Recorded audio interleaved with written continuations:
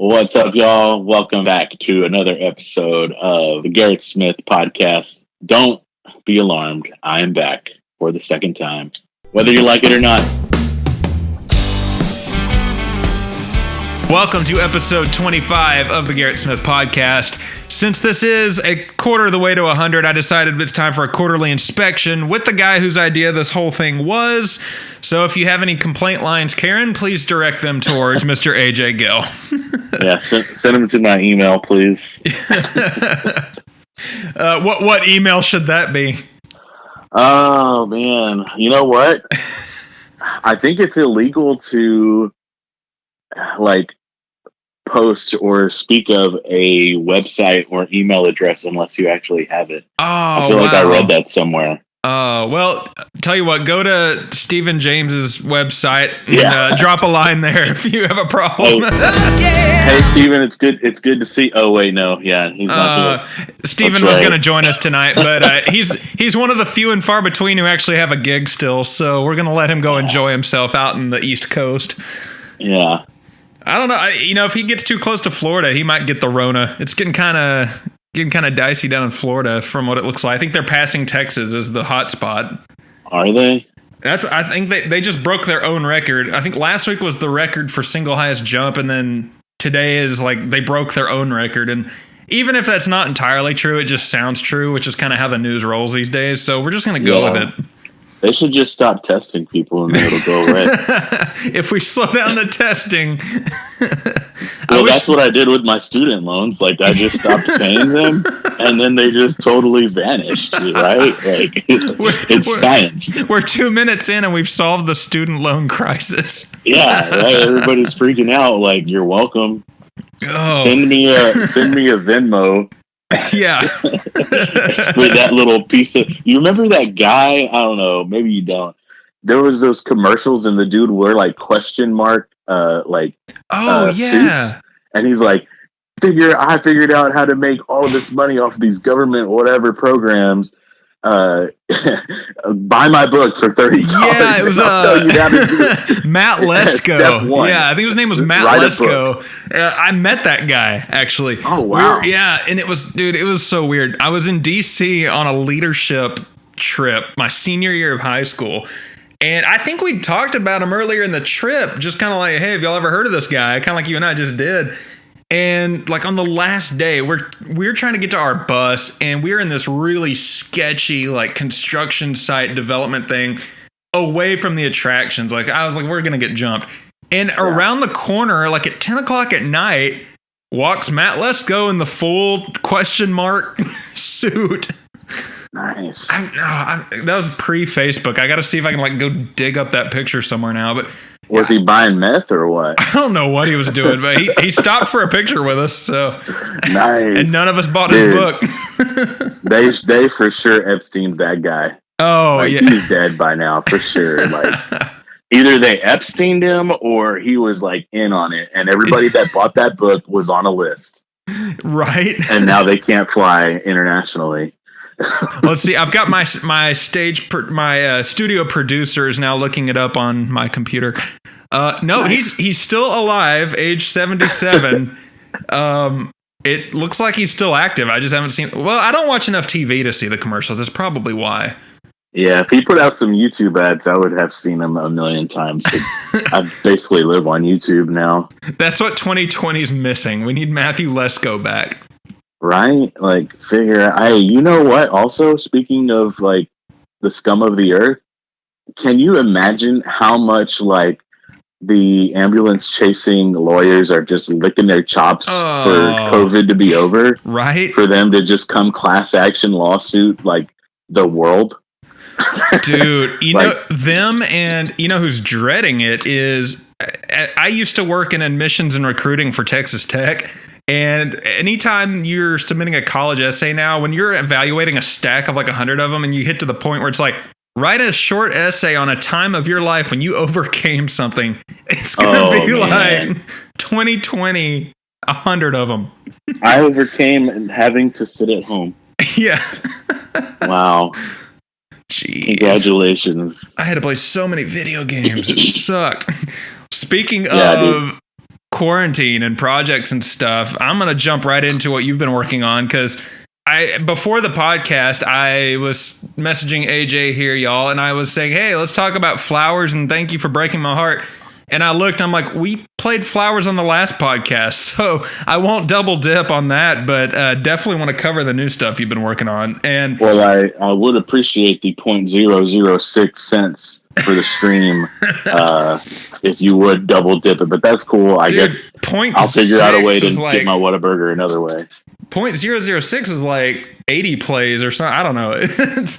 We're going to have to go over to Jared Johnson's for his pool party he does. So he used to do a thing called the Spotify pool the first time he was on Spotify. He'd take all his royalties and he'd spend 100% of his Spotify royalties on a swimming pool. And every year it was like an inflatable or a kiddie pool or something. And so I told him now that he's back on Spotify, he has to host a pool party.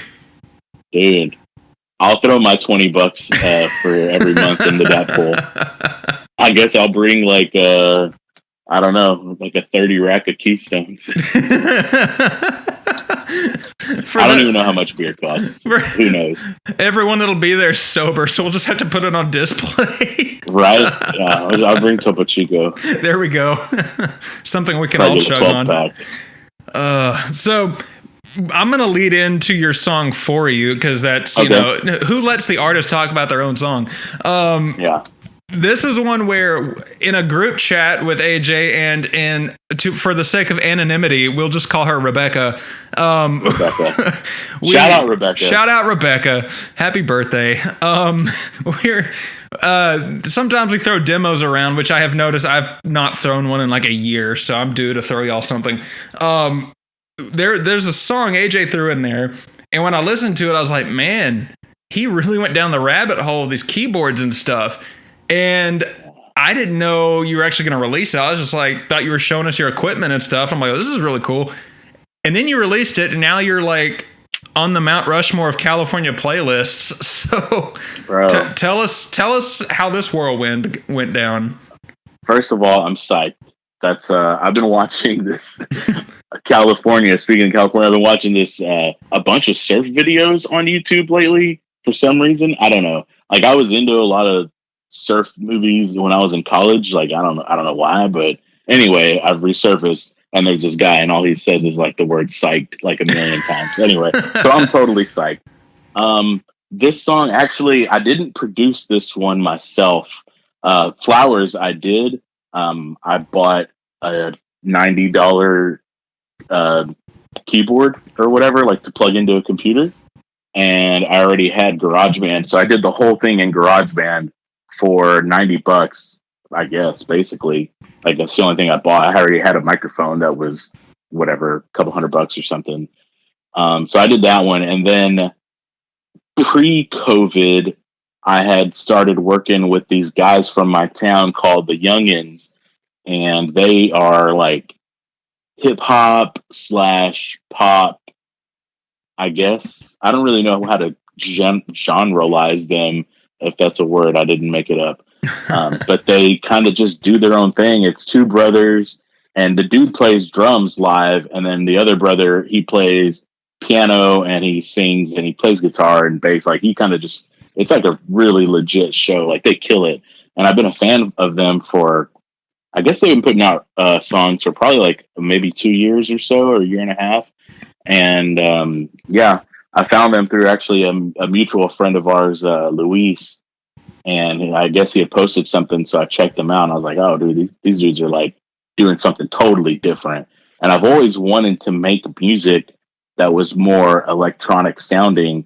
Even back when I was like in high school, I downloaded Fruity Loops, for sure illegally. I'm pretty sure statutes of limitations have run out on that. Rest in peace, LimeWire. Rest in peace. Yeah, rest in peace, my hard drive, bro. So I downloaded a key generator to, get this software that was way out of my price range. And so I downloaded like Fruity Loops and Cool Edit Pro, I think was one too. I'm sure it's not even around anymore. And I would try to like sequence these beats, but obviously, I was a child. I mean, I didn't know what I was doing. I still don't. I was trying to do it, and like I always wanted to make like electronica kind of. This was before dubstep, so I don't even know. It was just techno, like just a four on the floor, fist pump, 120 beats per minute thing. And so whenever I started checking these dudes out, I was like, man, let me see if I can work with them. And I ran into their manager at a very authentic taqueria here in El Campo. And I had seen her before, and we kind of just talked real quick. And she was like asking me about like music and stuff and like the business and, telling me some of the stuff that they were facing. And I mean, they're a different genre, but it's all the same snakes in the grass of the music business. So while we were waiting for our tacos to be made, which were delicious, we were just rapping about the music business and stuff. And she's like, well, hey, I'd like to see if we can sit down and I can pick your brain some more. And I was like, yeah, for sure. So like we exchanged numbers, and then we talked about stuff. And then I was like, hey, I really want to do a song with these guys, and like, let's just do it. Right. Like, I don't want it to be cheesy and sound like a country artist tried to make a hip hop song, cause that's already been done poorly. And by so everyone in Nashville. It's just not, I don't know. Like, if you're going to do something, at least make it cool. Yeah. So, whatever. So we set up a meeting between all of us, and, I don't know where their mind was at, if they thought that, it was going to be cheesy or whatever. And so like we hung out and just talked, and I was like, dude, I want to do a track. I want y'all to basically be producers on it. And they were looking to get into producing for outside artists as well. So the timing kind of just worked out. And so we got together one night out at the barn that we practice in with my band. And I had this song written already, and it was already like a vibe on its own, like not country at all. So I didn't really know what I was going to do with it. And so I played it for them. And then the guy, his name's Isaiah, he does like I guess more of the keyboard arrangement and stuff. And so he just kind of he's like, hey, I got these sounds that are pretty cool. And so we listened to a bunch of sounds and that's, I guess, apparently the hardest part is finding the sounds you want.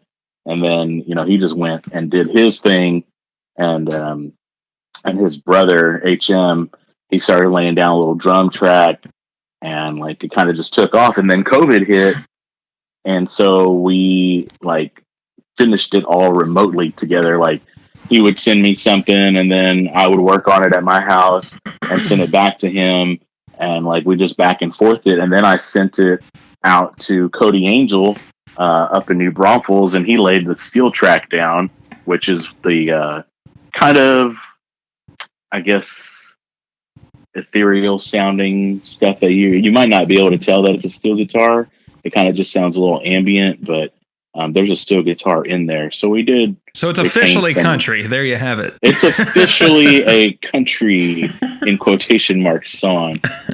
So he did his thing on it and sent it back to me, and then that was it. We put it out, and it seems to be like, I thought everyone was going to hate it and hate me also, but like not even one "you're a sellout" comment. Wow, at all. That's pretty cool. Because I mean, like what you posted on Instagram, for anyone listening that didn't see it, I mean, you basically were like, why limit yourself if you're an artist? Don't focus so much on genre that you just don't release songs that you love. And I mean, you went for it. It was just kind of like, man, screw what anyone says, I'm going for it. Well, I figure, honestly, like, I don't really have anything to lose, so why not, right? Yeah, I mean, I like that you did that, and you opened a door, and I was thinking of back to, I don't remember what year it was, but Shania Twain had been going around with like some rock and roll type stuff, and then a few pop songs, and so what she did finally was she did a double release, and she was like, here's the country version on one album, and here's the pop version on the other album. And she basically had two versions of every song. And I was like, dude, you've got some of your country ones that you could actually probably transform into this other kind of sound and it would work, or vice versa. I was like, you've kind of opened up a lot of possibilities there. Yeah, I really don't have a plan, I guess, for what I'm gonna do. I don't know, man. I just write. I've been writing a lot. Like, obviously, I'm just sitting in my house. Like, I'm barely even ordering like delivery right now. Like, where I'm doing a pretty hardcore quarantine myself. But yeah, so I don't really have a plan. I'm just kind of like, if I write a song and it sounds like it needs to be a country song, then it'll be a country song. And if I write a song that sounds like it needs to be something else, then, that's what it'll be. I feel like you're more of a sellout if you force your art to be something that people will like. Like, oh, hey, man, I got to really make that rent this month. I better pump out a song that sticks with the formula that I know people are going to like, and it's going to get me paid.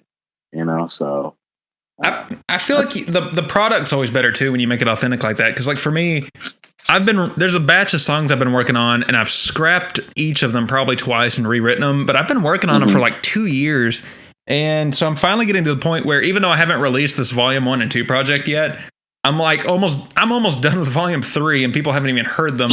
And the whole time I wrote them, I was like, man, there's one country song out of the 10. The rest of them are basically hard rock songs with some fiddle planned in. And I thought about it, I don't care if no one likes it. I'm going to do it, because my first album was like, I tried too hard, and it was my first go, so I really didn't know what I was doing. The second one, I was like, okay, I need to do something country so people play it on the radio. Well, I was satisfied with the second one, and it sounded way better, but like, all it takes to be on the radio is money, and it doesn't matter how you sound. And since I don't have that, I was kind of like, what's a radio? Rumor has it it's this platform people still listen to, but I haven't in years. And so I'm kind of like, it was a good album, but the next one I do is just going to, if anything, it caters to dudes who are fixing up motorcycles while they're in between ZZ Top and Molly Hatchet. Yes. So I was like, that's really what I'm going to go for. Dude. Yeah, man. Like, I feel you on I feel the same way about my first album. Like, I've tried too hard to make it like, I want it to be country, Yeah. But even still, like, I don't think it sounded like extra country. Like, I don't know. To me, I was like, I already did that. Like, I don't want to repeat myself too much, like, and like, so I have an art degree. Like, I went to college for photography, and it was in the fine arts department. So we studied like all of the masters, and like none of them just did one thing. Right. Nobody just painted. They painted. They did sculpture. They did everything. It was like even in my Instagram bio, it's like, I'm a modern day wannabe Renaissance man. Like, I want to do everything. Like, I love to cook. So I learned how to cook. I cook all kinds of different stuff, like anything from Italian to Mexican barbecue steaks. I'm trying to hit everything. Same thing in my music. Like, I want to create different types of songs. I paint myself. I'm looking at paintings right now that I painted, and I mean, I just do as much as I can. Photography is like one of my things too. So I'm kind of just, I don't know. I just like to create things, I guess. Well, you've also been doing a lot of drone photography. I mean, there's some pretty cool landscapes you've been doing. Like, when did you get the drone? When did that become a thing? When did the stimulus checks go out? I might still be waiting for no. I got the drone. So I don't even know. Sometime in the first, I don't even know. I can't say if it's like the first third of the quarantine, because I don't even know where we're at in the timeline. But I got it somewhere around March, maybe April. Huh. I don't know. Pretty early on. Pretty recently. I guess it was April, because we did that gig in Port A together the first week of March, right? About midway through. Yeah, second week. Yeah. So on the way to Port A, my sister, my brother-in-law that went with me, like, we were listening to a bunch of stuff about it, and they weren't too like they didn't really know a whole lot about it because it was pretty new, and so we kind of started freaking out. Like on our way down there, we're like, "Oh my god, what if we get it while we're down here?" I know. And we went to eat at that. I can't remember what that place was called, but it was really good. I got a really good steak there. Moby Dick's. Yeah. So we went there, and like we went inside, and we're like, okay, let's go eat outside. That way, at least we're not around people. And they're like walking us through the restaurant, and the whole time we're walking through, I'm looking around like I'm looking for an active shooter. Like I'm trying to see is anybody coughing? Is there anybody that looks like they're short of breath? Like, and then like even at the gig, I was just like, okay, I'm just gonna try to avoid people. Like I got my hand sanitizer. Like we were right on the beginning of it. So I mean, I guess I got it like maybe a few weeks after that gig. And of all times, we actually had a pretty decent crowd that night too. Dude, right? And then afterwards, so like we played the gig, right? And then like we're coming home, and the next day I'm reading how like Nashville is a hot spot. And I remember there was those dudes there that were from Nashville. Oh yeah, that were going to see Cody Johnson because the Cody Johnson concert got canceled. Was it canceled because of the COVID? Yeah, at the very last second. So I mean, and it was like Cody Johnson and I think I forgot who all was with him. There were several guys. I think a couple of huge names, a couple of the big up and coming like Texas music picker guys.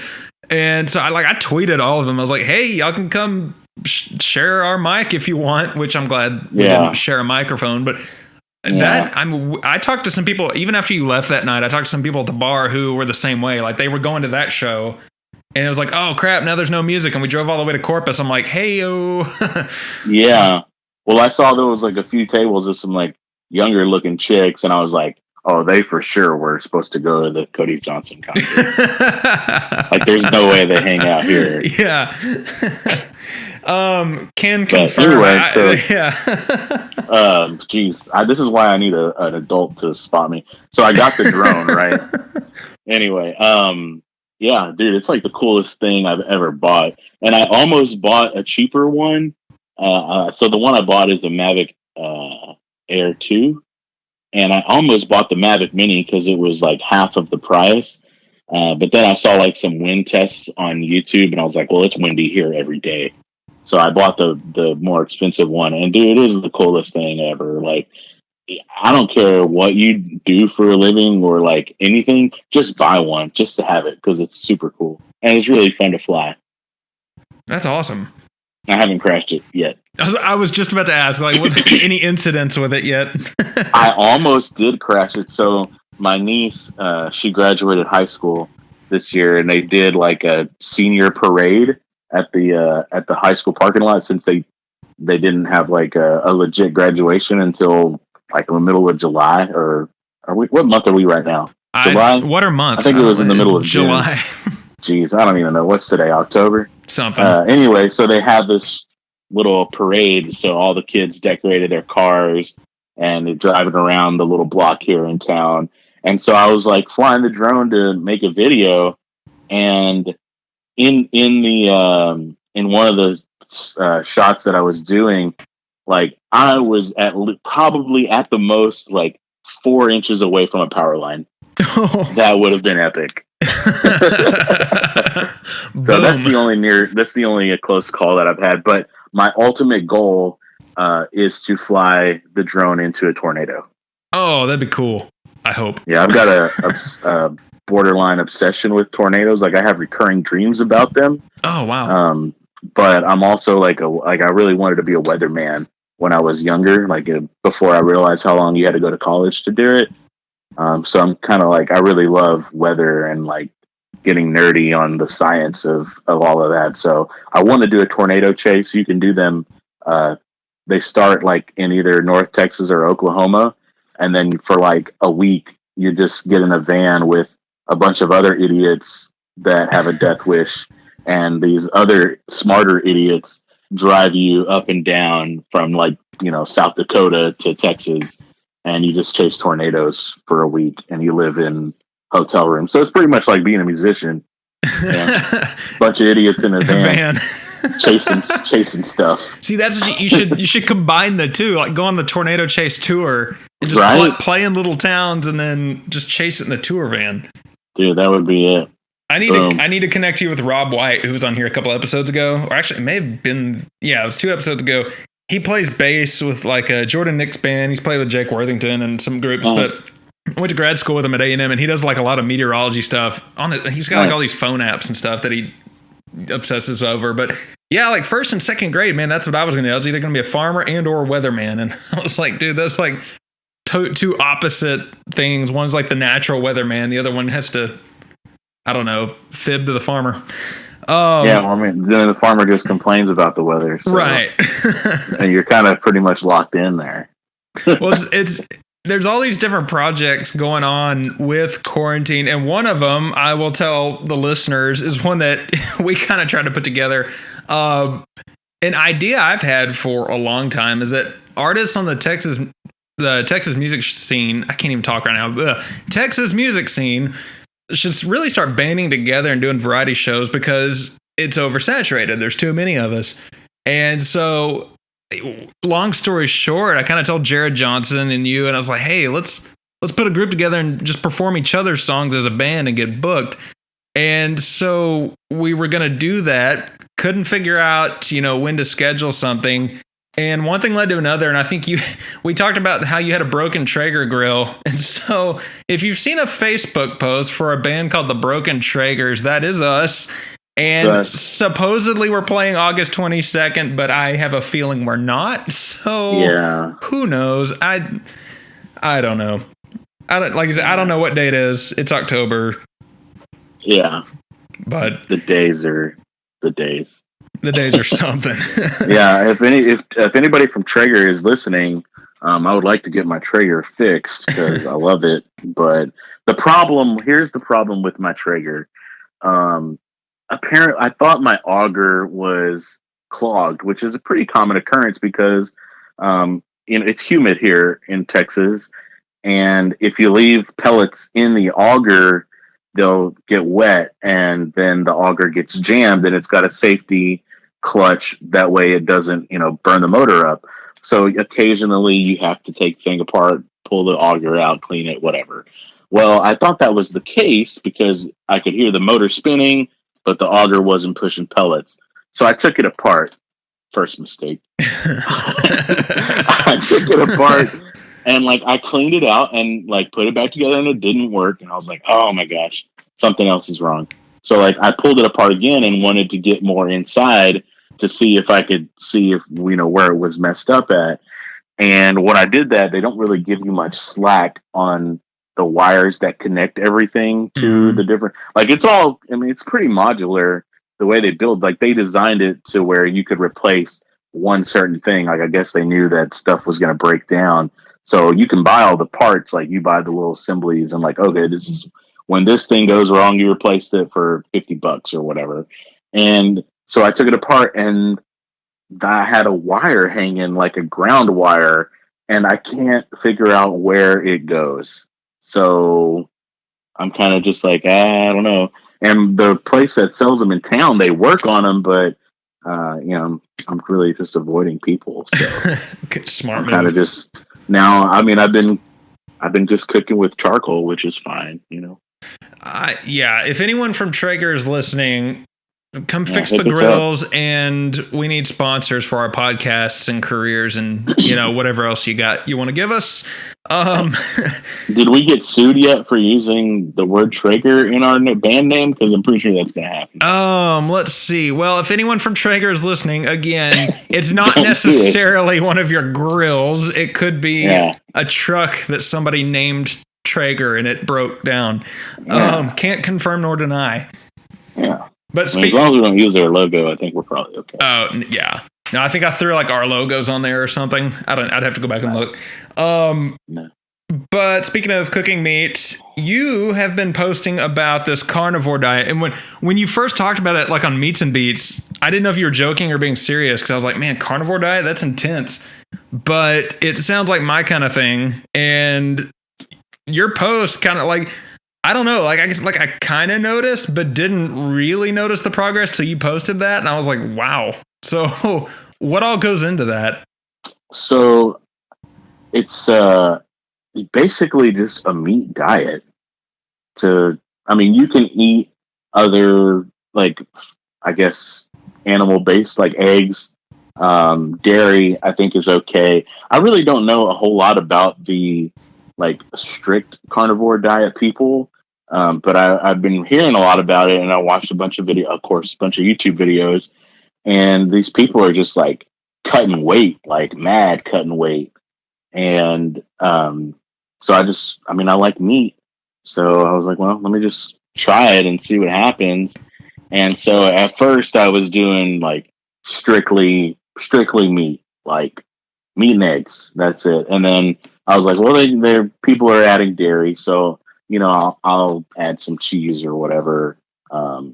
Cheese is pretty much the only dairy that I don't like milk. Like, I don't even drink milk. I don't. Who drinks milk? Like, I've never sat down and thought, you know what would be great right now? Big glass of milk. Who discovered it? That will always bother me. Right? Freaks, man. But so yeah, and then also I think another big thing that's helping me out is intermittent fasting. So I'm like doing both of those. Huh. So yeah, and it's pretty much just basically living off of ground turkey and figuring out how to make it different. So just hitting different spices and stuff and cooking. Like I pretty much cook only in my cast iron skillet, which is amazing because you don't have to wash it.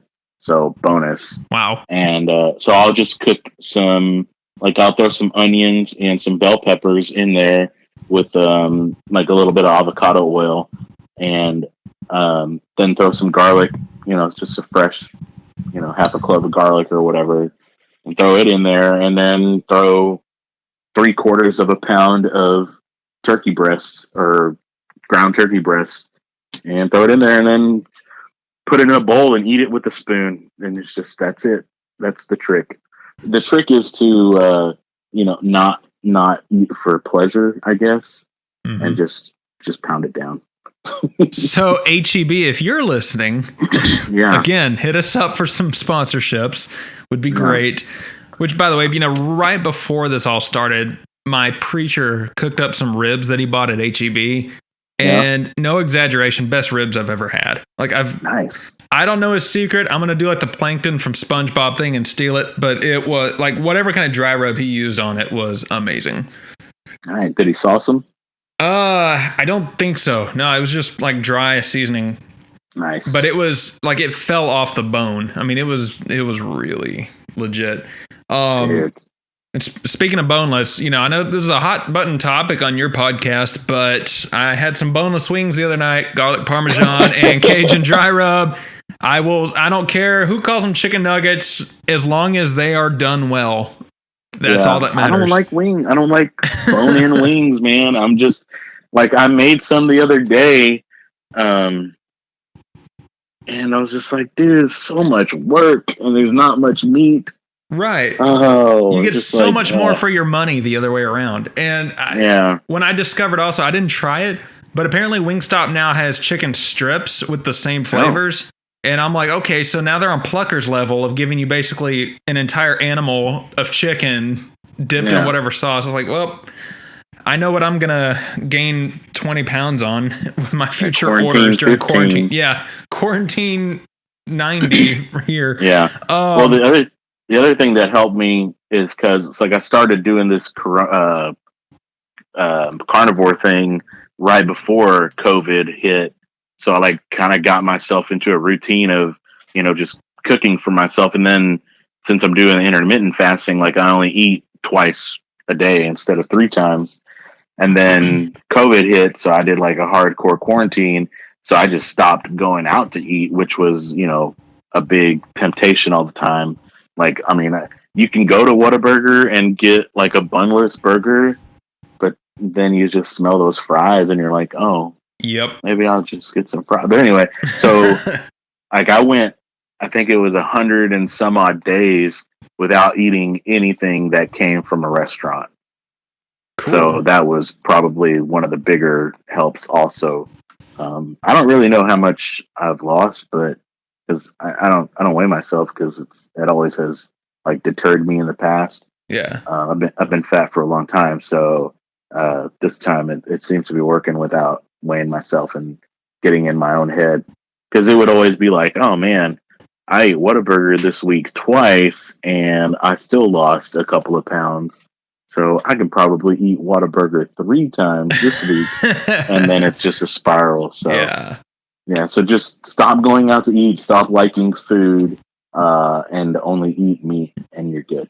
Well, if you do give in to that occasional Whataburger cheat day, I do have to say the Pico burger they just came out with.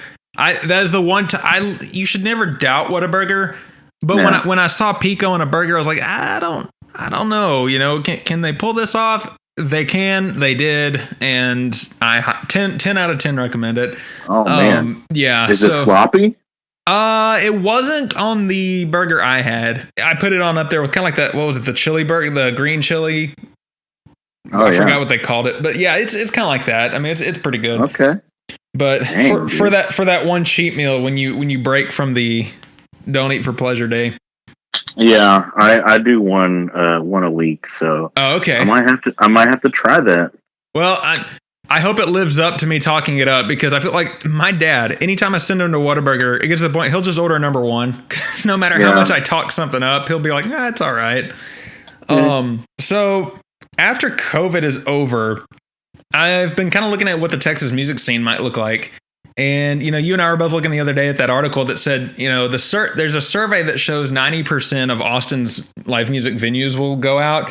Now, the word venue is kind of wide, from a local picnic spot to, Stubbs' backyard. But if Austin's going to have that much of a problem, I can't imagine what the rest of the state's going to have to deal with. So I don't know. Like, what have you heard anything on any owners that you talk to, or anybody that that kind of has a doom and gloom or optimism approach?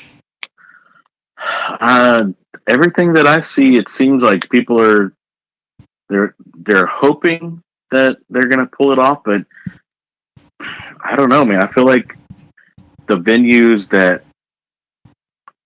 can, let's be honest, bar owners aren't the most greatest citizens in the world, and they have the bar owners and musicians both fight the same demons. I feel like, so the ones that have their nose clean might persevere, and I don't know.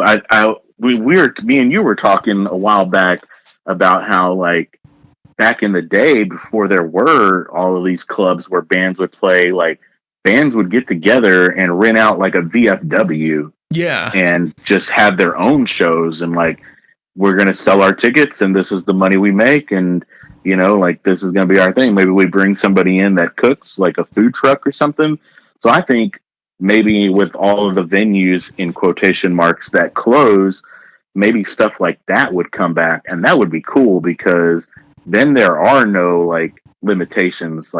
I'll send out, and the drill. You send out 100 emails, and the only responses you get is, this email is no longer in service. Or hey, Ricky don't work here no more. Right. I'm the new guy. Also, I'm not going to book you. Yeah. But then it kind of just, maybe it levels things off for people, and maybe that's kind of the reboot that we need, and it might desaturate everything, because now there's the internet is the greatest and the worst thing to ever happen to the entertainment industry. Oh yeah. Anybody can do it, but now it's just so watered down. It takes a long time to get to the good stuff. Mm-hmm. And maybe it's the same thing with all of these venues. There's 1 million venues and 20 million bands. Well, if you want to book a gig, put your money where your mouth is. Yeah. Go book a VFW for $1,000 or whatever, and try to sell 250 tickets or 300 tickets, and split the money between 1 or 2 bands, or whatever, 2 or 3 bands.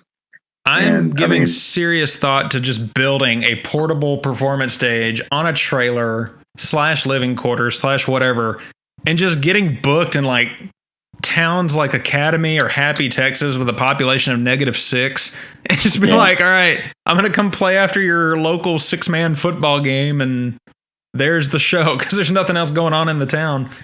Yeah, and I mean, to be honest, the amount of money that you won't make that night would be more than the amount of money that you would lose going to play at a bar. Yeah, where they want you to cover the ticket cost and pay back whatever else. Yeah, I mean, I don't know how many gigs that I've taken where I knew as soon as I said yes, like, okay, this gig's going to cost me $300 to play out of my own pocket after the venue pays me the few dollars that they're going to pay me. Yeah. You know? So, I mean, that's just the game that we play that we know we're getting into. Like, you are going to lose money doing this. And I saw one of the venue owners that posted that same article. A bunch of people shared it.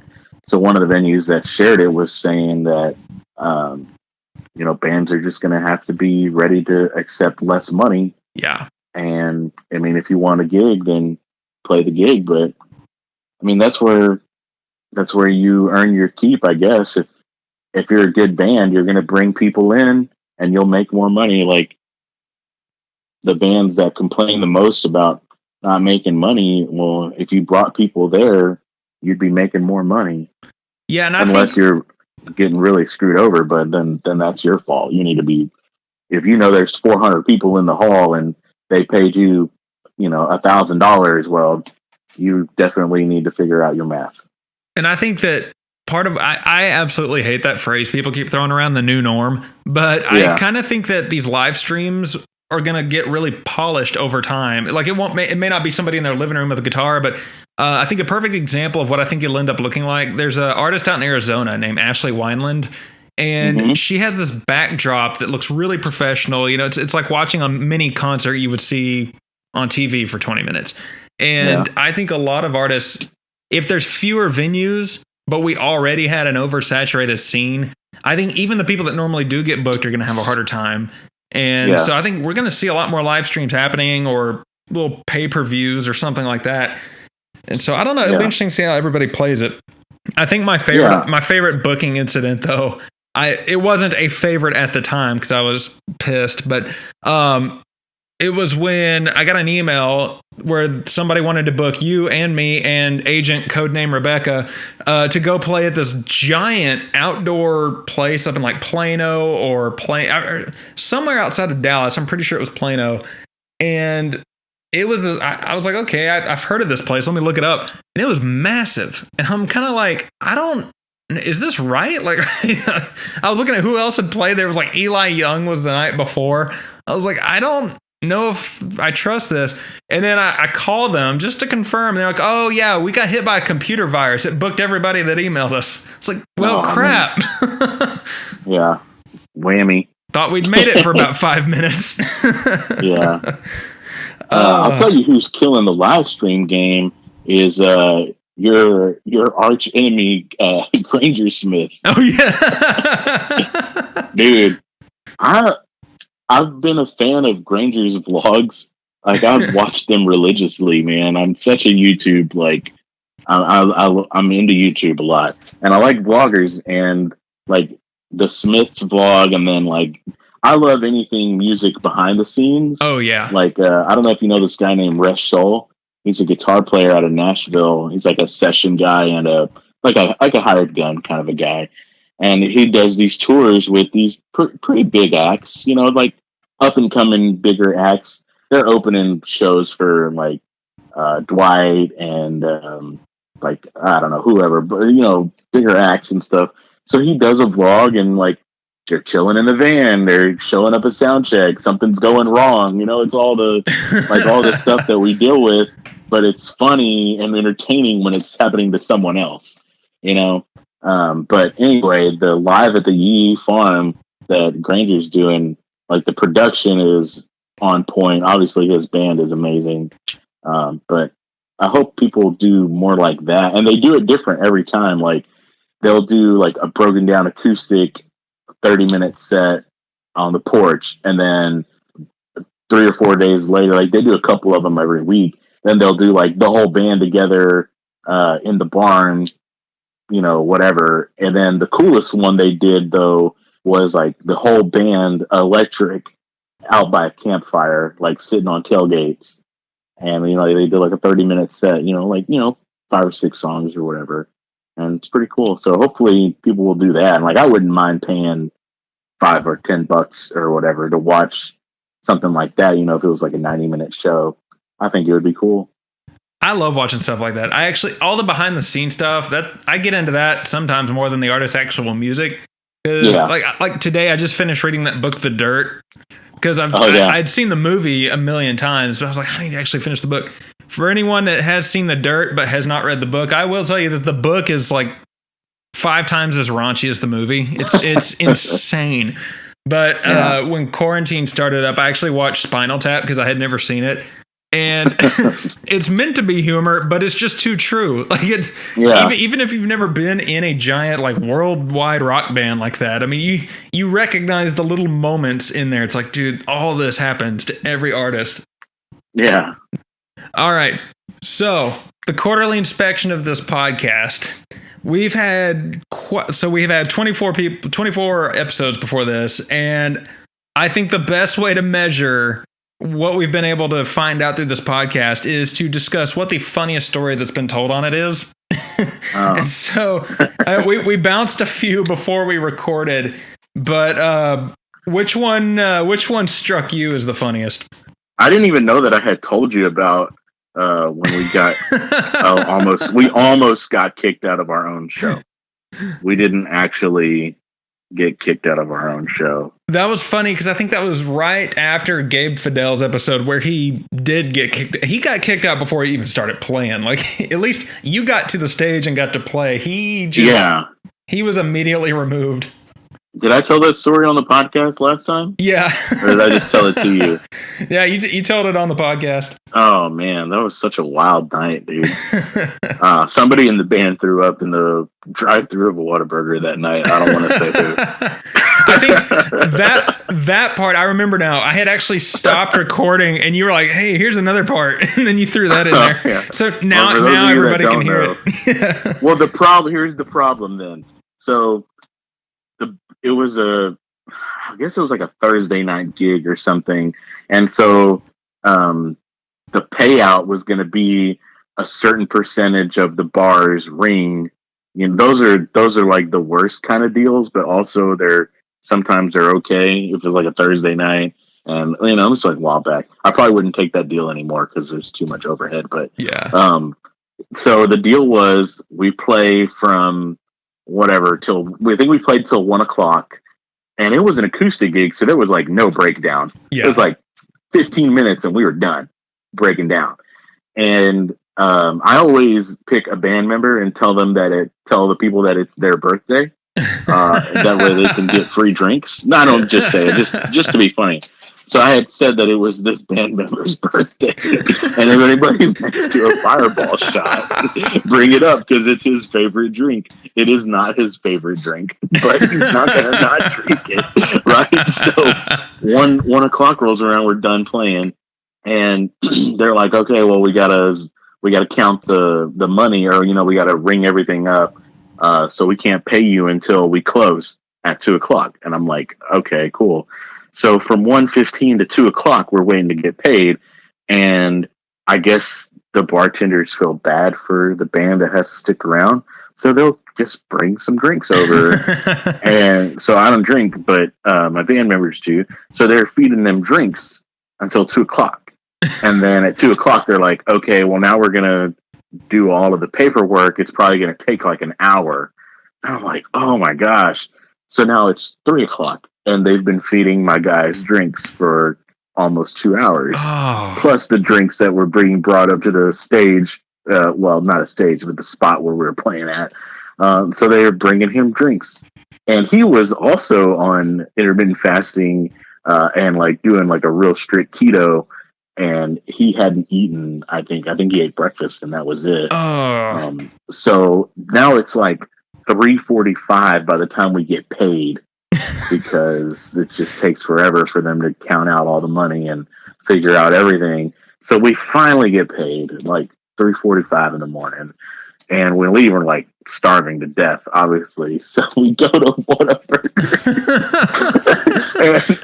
This bar is in the middle of nowhere, so it's like 15-20 minute drive to get into town from where we're at, and like we're halfway there, and the guy is like, oh, man, I don't know if I'm gonna make it. And so he's like, all right, you're all right, you want to pull over? He's like, no, I'll be okay, I'll be all right. So we get to Whataburger and we order. And next thing I know, I hear the door open, the dome light comes on, and then you hear the dinosaur called. So of course, like any decent human being, I pulled out my phone to video, of course. Anyway, so I posted that story because I already gave the whole thing away. I like that. It's funny. You should pick, like, when you're saying their favorite drink is whatever. You know how you'll go to a bar and you'll see some random bottle of some liquor that you've never heard of, and you think y'all just made that up and threw it on the shelf, and you never see it again. You should just, like, before the show, find that one drink and just say that's their favorite one, and no one knows it. Like something like Goldschlager, except everybody knows what that is. But get something that's like the old dusty bottle. Nobody knows what this is. It's not even dusted off. And it's always in a weird shaped bottle too. It's like, really. Yeah. My personal favorite has been the one that Genevieve Allen told, and that was the one where. So she has a song that is called El Campo, and it's about just getting locked up in jail in El Campo. And does El Campo have a jail? It has a city jail. Okay. I can't remember if she said there was actually a jail or not, but she completely made the song up. It was just like a fictional story. No, there's not like a real prison here. Okay. So it's just like you spend the night there and then they take you to county. Oh, gotcha. At least that's what I've heard from her. I was going to say, what color are the walls? No. So she would do that song at shows for a while, and she would start it off with, who's got prison stories that wants to come tell them? And it was a big joke until she's at a show somewhere where this lady gets up and corners her. It's like, I've been to prison, and starts telling her about it. And then she's like talking about how she was in there for longer because she got mad at someone for stealing the last Little Debbie and shanked her. So I think that one might be my favorite. There's been some good ones though. Like, I think Jared, when he was on, he was talking about how like their bus got stopped on a mountain and it got stuck, and people literally got into a argument over peeing over the state line or urinating on the state they were in because they were on the state border. But between them, I don't know, that one or Bree Bagwell having to smuggle her band, that one was pretty good too. That's wild. I did a Dalton Domino's doing these Zoom shows, which are really cool. Oh, for real? For $100, you can be on a private Zoom with Dalton Domino, and he'll sing to you for an hour, which is the best $100 I've ever spent. I mean, I split it with other people, but anyway, he was telling a similar funny story about stories about the first night that he met Caitlin Butts, and apparently her boyfriend cheated on her with this cocktail waitress at a strip club, and so she got liquored up and went in there and like confronted her and was like, "Oh, you stole my man," or whatever. And then like that was the end of the actual story. But when he tells it, I can't remember what song it is that he said he wrote the song that night. He's like, I wrote the song the first night I met Caitlin Butts, and this is what happened. Is that the story he tells is that her boyfriend cheated on her with a stripper, and she got all liquored up and went in there and stabbed her on the stage. I was like, well, that escalated quickly, but those Zoom shows are cool. I think that could be something that people get into more. I know Cody Canada was doing them. He's been doing a lot of them. Yeah.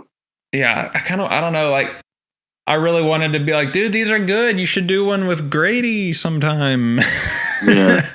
I don't know. I've said that like 3 times on this podcast. So someday I'm going to try to book Cody as a guest. He's going to be like, no way, man. I've heard what you said. You're gonna get blocked on Twitter. Blocked. Well, I'll just say, don't be mad that I beat Crossrags and Young in a Twitter poll. Yeah. Every time that somebody hashtags Cross Canadian Ragweed Reunion, they get blocked on Twitter. Wait, for real? No. Oh, I was like, man, I've done that a lot.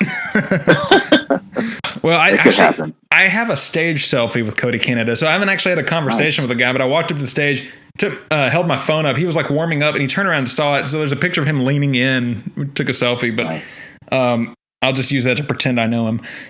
That's what I would do. Speaking, can we talk about something that's totally random real quick? Of course. Speaking of kind of like what you just said, what's up with people clout chasing a celebrity's death? Dude, like, you mean like they die and they post a selfie with them? Yeah, or like David Allan Coe died. I mean, not David Allan Coe. Wait, what? My bad.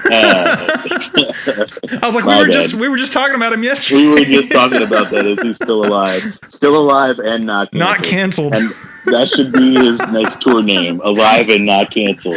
I'm talking about Charlie Daniels. No. Charlie Daniels just died, and like, I mean, it happens all the time. Like a celebrity dies, and then everybody's like, here's a selfie with me and the celebrity 7 years ago. Like, bro, like, just let the man rest. You don't got to clout chase his death. Like, come on. That's the society that we're living in, that people are so desensitized to the world that when someone dies, the first thing they think of is, how can I make this about me? Yeah. I feel I hate society. Like, on the whole rumor that they might ban TikTok, I was like, even if there's no right to do it, I'm kind of cool with banning TikTok. But I don't know. If I had a selfie with Charlie Daniels, I would be so tempted to have posted it. Like, oh man, I gotta respect the guy. Yeah. Or like when there's a tragedy, people will post pictures. Like when Notre Dame burned down, there were so many people on Facebook that had like tourism pictures in front of it. Yeah, how to flex we get it, bro. You went to Europe. I don't mind those so much. Here's the ones that drive me nuts. And I say this as somebody who is a fan. Every time Cody Johnson gets an award or gets to go play some big event, it's like there's this wave on Twitter and Instagram. It's like, I've been following Cody Johnson since he was no one. And I'm like, okay, you want to follow me? Ew, no. No. Okay, sorry. So we get it. You followed somebody. Cool. We all do. All those people are liars. Yep. They're lying. They are 100% lying. Yeah, it's always it's Cody Johnson. I don't know. I don't ever see it with other artists. There's just something about him. Everyone's like, oh my gosh, Cody Johnson. I've been following him. But I say that with no disrespect because I do love Cody Johnson. But last thing I had for this episode is upcoming projects. So do y'all have any meets and beats coming up? Or are you planning on dropping any more songs soon? So Meets and Beats is on a quarantine hiatus. It's on a intermittent fast. Yeah, it's on an intermittent. Dude, some people go for like 30 days without eating. Jeez. That's a hardcore fast. I go like 30 minutes.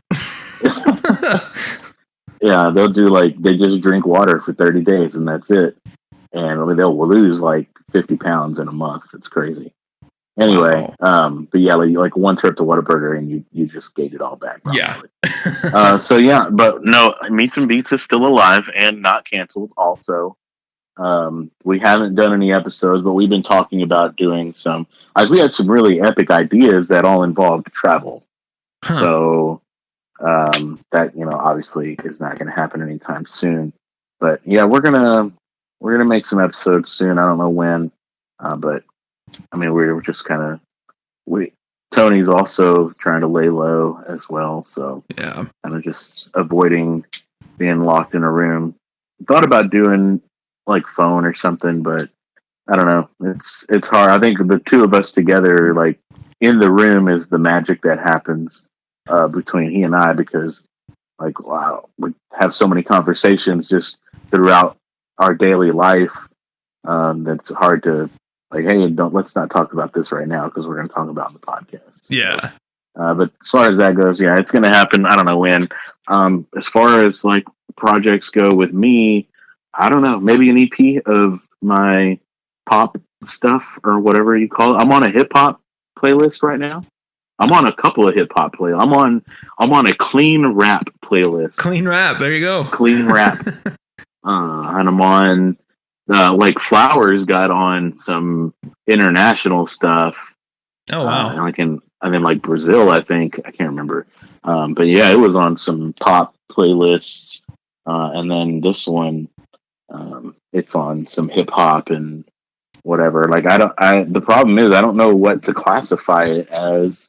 Like even when I'm uploading to Spotify, like I don't know what genre it is. Like I don't know. It's like songwriter, whatever. Who knows? Singer-songwriter. Do like a full album where every song is a different genre and just send it to Spotify and be like, y'all figure it out.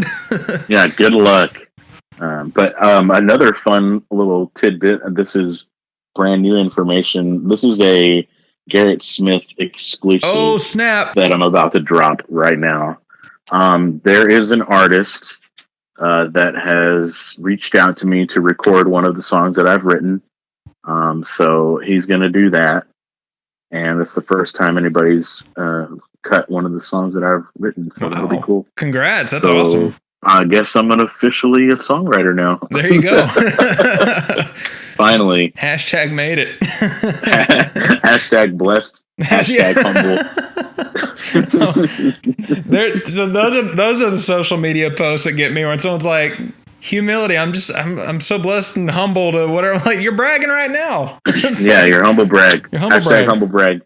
Dude, don't do anything nice if you're going to post it. Right. There you go. If you're going to help the lady across the street, help her across the street. Don't take a picture while you're doing it. Put a GoPro on somebody behind you. Like, all right, get this. Right. Hey, real quick. It's like those, whenever, all the protests were real hot and then all those social media influencers were going around acting like they were repairing buildings. And posing for pictures in the street while people are getting bludgeoned. Yeah. Jeez. Cloud chasers, bro. I hope I'm never like I want to be my level of fame to be somewhere between people clout chasing my death and getting being able to be canceled. Yeah. So like somewhere like right before that. Like I don't want to be to where I can be canceled or like the AJ Guel is over party hashtag is trending on Twitter. Like one step below that, whatever that step is. We just received news on the studio ticker here that since Lady A is now in a lawsuit with Lady A, they've decided to change their name to Lady AJ Guel, and they're coming for you. So you might be there. I'm so ready. I'm lawyered up. I got Jim Adler on deck right now, waiting.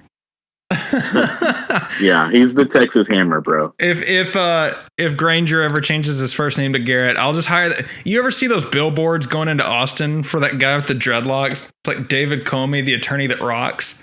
Oh yeah. I was like, I'm gonna get that guy. Yes. And then I'm gonna feature him on an album. I remember a lawyer that would come to all the frat meetings, and like he was a pretty young dude. His name was Billy Haywood, I think, something like that. And he was like 1-800-DO-NOT-BELOW. He was like a DWI lawyer, so he would come to all the frat meetings and give out all the swag, like koozies and pins and keychains and like all kinds of stuff. I bet the compliance office loved that. His name was Billy McNabb, not Billy Haywood. I think Billy Haywood was a character on a baseball movie. Like Angels in the Outfield or something. The rookie. It was a rookie. Old school. I forgot about that. Man. Hashtag Shout 90s. Out Billy McNabb. Oh, I love the 90s. Yeah, man. That's... I don't even know where to go from there. We went down the 90s baseball and dreadlocks rabbit hole. I'm all about it. But yeah, man, I'll be looking for those songs. Like, I'm excited about that news on the songwriting thing. That's actually really huge because that's hard to get people to line up to do that. But yeah, and like he just reached out to me. He's like, "Hey, man, I want to record this song that you wrote." And it's not even one that I release. It's one that I just like. I'll write a song and then I'll make a video of it and put it on the internet or whatever sometimes. And it's one of those. And he's like, "Hey, can I do this?" And I was like, yeah, I don't know how to do this. Pause, please. So I called Jared, and I was like, "Hey man, how does this work?" And then I texted Adam Motor from Yellow Dog, and I was like, "Hey, how does this work?" And so between them two, I just didn't know how to like file the paperwork, basically, or and it's not paperwork anymore; it's all online. But I didn't know what I had to do on my end so that I could get my 0.0003 cents per stream on a writing deal. Also, I also called my friend Jamie Weston. You should have him on the podcast. Oh, he'd be a good one. He's got some songs that have been cut by other people. I'll say shout out Adam Odor. We should have like the Meats and Beats Bad Truth Garrett Smith crossover episode. Yes. Oh, I think T-Bay has his own podcast going too. Oh wow, on his own. So I don't think there's been a Bad Truth in a little while. Yeah, I think it has been a while. I don't know. At least on Spotify, it looks like it's been a while. Yeah. Well, on this podcast, I can't give all the names, but I do know a couple of the people that looks like we're probably going to have soon. Got Caroline Gray coming on soon, and then I believe Kinsey Coppin might be coming on one of these upcoming episodes. So, well, now she has to if you said her name. I have to. I know. So if they're listening, now you have to do it. But got a couple of people in the pipeline that are not for sure yet, so I'm going to hold off on announcing anything. But a couple of bigger names coming in soon, and I have put a request through to Mr. Kevin Fowler, so I am hoping that I hear back soon on that, because if not, I'm just going to keep firing requests at him until he gets annoyed or blocks me. And next time I see him, which who knows what that'll be, I'll tell him that you're legit. Awesome. Appreciate it. Well, we should close this thing out with a new song. What do you think? Should we let everybody hear it? Yeah, man. As if they can't just go click on it. Yeah. Acting like it's an exclusive. You heard it here, folks. Astros also, by the way. Awesome. Well, folks, this was the quarterly inspection, and we've not been canceled yet. We are alive, still not canceled, and this song is Thank You for Breaking My Heart. AJ, I appreciate it. Thanks, man.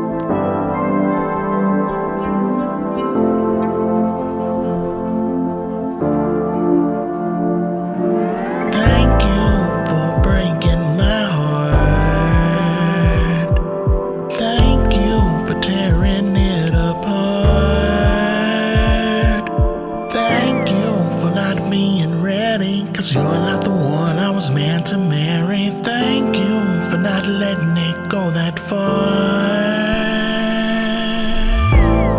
I thought you were the one, everything that I could want. But I was wrong, I could not see just how someone could be so mean. How could you even do those things to me? So thank you for breaking my heart. Thank you for tearing it apart. Thank you for not being ready, cause you're not the one I was meant to marry. Thank you for not letting it go that far. Thank you for breaking my heart. Your lies started to show.